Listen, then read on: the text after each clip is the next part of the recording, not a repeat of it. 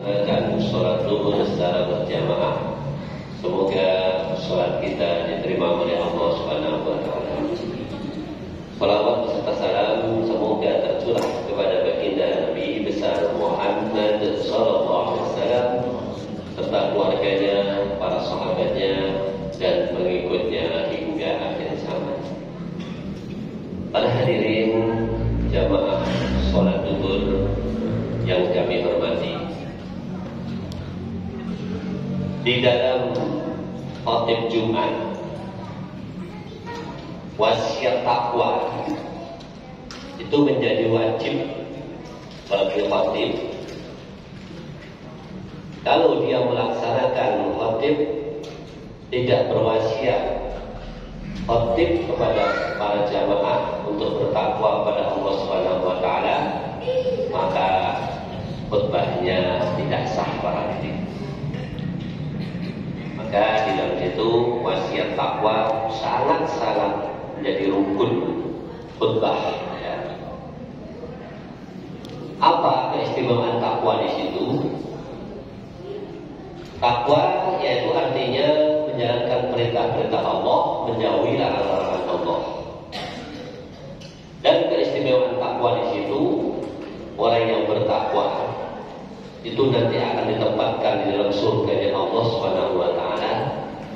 Namun sebaliknya, orang yang tidak mau bertakwa pada Allah akan dibakar di dalam nerakanya Allah Subhanahu wa Ta'ala. Di waktu zaman Nabi Musa, beliau bisa berdialog kepada Allah Subhanahu wa Ta'ala. Nabi Musa bertanya, "Ya Allah, kenapa Engkau ciptakan surga dan neraka?" Allah tidak langsung menjawab, tapi Allah menyuruh kepada Nabi Musa, "Wahai Musa, sebelum kami menjawab pertanyaanmu, coba kamu nanam gandum dulu." Kalau di sini itu ibaratnya nanam padi, disuruh nanam padi dulu. Akhirnya Nabi Musa yang taat kepada Allah Subhanahu wa Ta'ala niatkan untuk menanam padi, mulai dari kecil ditanam, diurus supaya rumput-rumputnya jangan jadi satu dengan padi tadi, diwatun, kalau bahasa Jawa itu diwatun, sehingga padi ini jadi bersih dan tumbuhnya menjadi bagus. Lama-lama kemudian padi menjadi besar, akhirnya mulailah berkembang untuk berbuah. Di dalam berbuah, akhirnya menimbulkan buah. Ada yang nunduk, tapi ada yang nanam juga.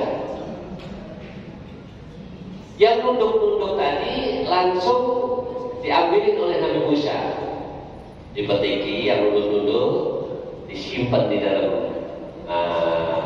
kotak, kemudian disimpan di dalam kamar.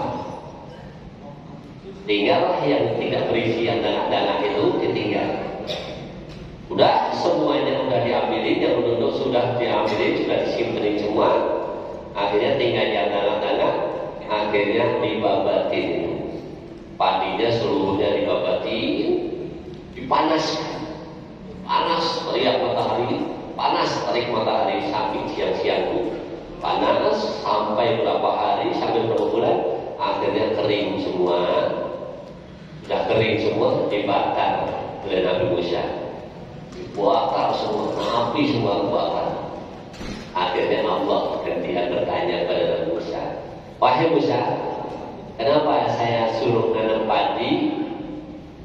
Kok yang nunduk-nunduk kamu ambilin, kamu simpan di dalam kamar, dan yang danak-danak kamu diamkan, akhirnya pohonnya kamu babat, kamu panaskan, terus kamu bakar. Kenapa kok begitu?"